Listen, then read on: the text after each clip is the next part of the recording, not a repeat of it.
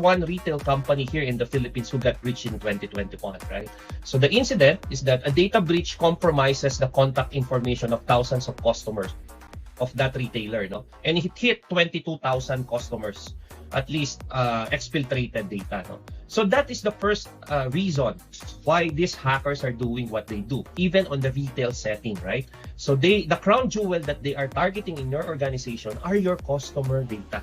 So the others are compromised included customer names like name and group, contact details, payment card information, right?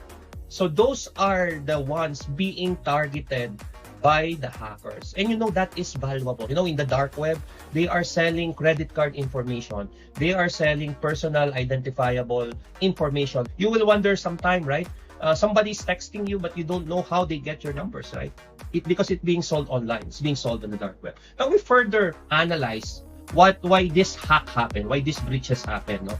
And contemplate on what could have this company could have done better to prevent those attacks. And this is the result, no?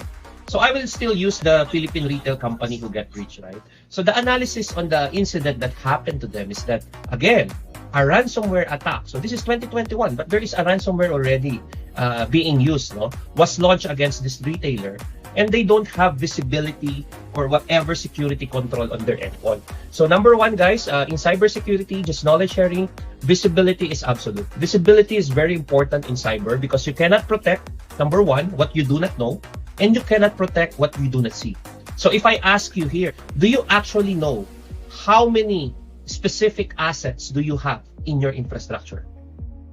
That is a direct question. I don't know if you have a direct answer to that, but you contemplate. If you don't know the answer, that means that you have a lot of bases to cover. But at least if you have an idea, you tell me, Alex, I have at least 1,500 assets in my infrastructure. Then good, because you have an idea of how many of those assets. Now the next question to that is, do you have visibility on those assets? Do you see those assets in your infrastructure? If and when a cyber attack happened to those assets, could you easily respond and recover? That's the question. Now, for this specific Philippine retailer, if they could have invested on an endpoint advanced security to protect the asset and device from ransomware, it could have happened because they have visibility.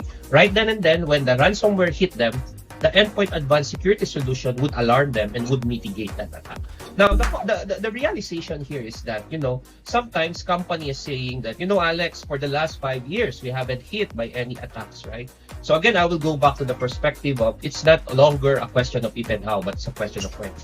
When will your organization be breached? No? So yun na lang yung tanong ngayon. And the realization to that is, if and when that breach happened, that could have a catastrophic effect to your organization in terms of financial, right? Your revenue will go down, the trust of the customer will be gone. Now, what if I invested something or some portion of my revenue in at least fortifying and enhancing my cybersecurity control to be able to protect my infrastructure? Then I think it's a better business case, right? Again, in cybersecurity, we're not saying that, you know, this is a CapEx center, no? But more on cybersecurity controls, protect your revenue. That's the realization. It's not actually a cost, but it is a protection to your revenue if and when a successful cyber breach happens.